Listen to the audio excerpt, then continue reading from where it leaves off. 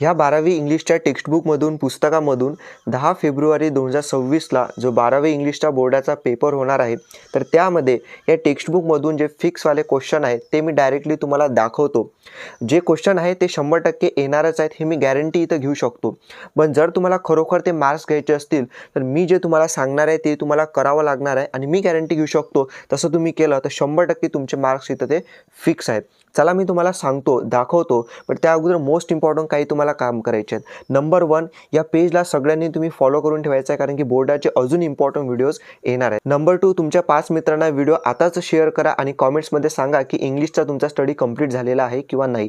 पहा, हा पूर्ण इंग्लिशचा तुमचा सिलेबस आहे तुमच्या टेक्स्टबुकमधला आणि तुमच्या इंग्लिशच्या बोर्डच्या पेपर पॅटर्ननुसार तुम्हाला एक सगळ्यात शेवटचा सेक्शन येतो, तो म्हणजेच की सेक्शन 4 जेनरी ड्रामा म्हणजे नोवेलचा सेक्शन येतो. या नोवेल सेक्शन हा एकदम सगळ्यात भारी वाटते, बट मी सांगतो सगळ्यात सोपी जो सेक्शन असेल 12वी इंग्लिशच्या बोर्डच्या पेपरमध्ये तो म्हणजेच की हा नोवेलचा. कसं काय पहा, तुमचा जो बोर्डाचा पेपर पॅटर्न आहे त्यानुसार हे 4 नोवेल आहेत, तुम्हाला 4 चॅप्टर दिलेले आहेत.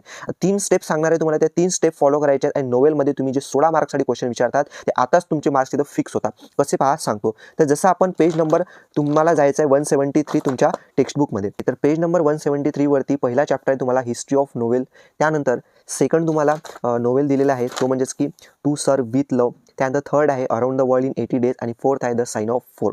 ओके, खूप सिरियसली मी तुम्हाला सांगत आहे, त्या 3 स्टेप खूप सिरियसली तुम्हाला फॉलो करायचे आहेत. नंबर 1, हे जे तुम्हाला नोवेल दिलेले आहेत ना, याचं तुम्हाला अगोदर आपल्या मातृभाषेमध्ये एक स्टोरी टाईप समजून घ्यायचं आहे. म्हणजे काय, जर तुम्ही इंग्लिशचा जरी हे सगळं तुम्हाला दिलेलं असेल, समजत नाही तुम्हाला, मला माहिती आहे, पण जर तुम्ही आपल्या मातृभाषेमध्ये मराठीमध्ये सगळं समजून घेतलं, एक स्टोरी, ह्या स्टोरीज आहेत विद्यार्थी मित्रांनो, ही स्टोरी तुम्ही समजून घेतल्या तर तुम्हाला ते समजणार आणि तुम्ही इंग्लिशमध्ये ते आन्सर लिहू शकता. म्हणून सगळ्यात पहिली स्टेप आहे तुम्हाला हे सगळ्याचं मराठी एक्सप्लेनेशन तुम्हाला समजून घ्यायचं आहे. मराठी एक्सप्लेनेशन कुठून समजून घ्यायचं, सिंपल, माझं यूट्यूब चॅनल आहे नॉलेज किडा, त्याच्यावरती एकदम फ्रीमध्ये पहिले 2 जे नोवेल आहेत, to serve with love second वाला आणि फर्स्ट हिस्ट्री ऑफ नोवेल, त्याचं मी एक्सप्लेनेशनचे एका तासाची व्हिडिओ टाकलेले आहेत, खूप इम्पॉर्टंट आहेत ते. आणि त्यानंतर अजून पुढचे 2 दिवसात येणार आहे, ते तुम्ही पहा. गॅरंटीड मराठी एक्सप्लेनेशन खूप चांगल्या पद्धतीनं समजेल तुम्हाला. ओके, ते समजून घेणं महत्त्वाचं आहे. ही पहिली स्टेप तुम्हाला 100% करायचीच आहे जर तुम्हाला खरोखर मार्क्स घ्यायचे आहेत. सेकंड स्टेप सांगतो आता. सेकंड स्टेप आहे पहा, ब्रेन स्टॉर्मिंग. म्हणजेच तुम्हाला जे एक्झरसाइजमधले हे जे क्वेश्चन्स आहेत ना, हे क्वेश्चन्स एकदम फिक्स आहेत विद्यार्थी मित्रांनो. कसे, तर मागचे 4 ते 5 वर्षाचे क्वेश्चन पेपर तुम्ही पहा.